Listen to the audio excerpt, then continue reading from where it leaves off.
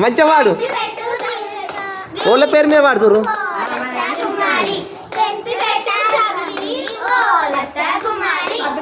ఏమైంది? రీని గారి పేరు మీద వాడుతురు.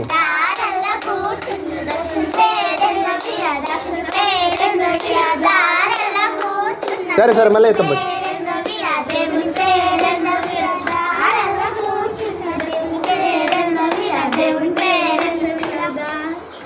కూతలు అట్టపోతున్నాయి లగంచి వాడాలి. ఇంకోటి వాడుర్రి. మీరు ఒకళ్ళు వాడుర్రి, మీ తర్వాత అనుర్రి. వాడినాక వీళ్ళందరూ మంచిగా అందుకోవాలి.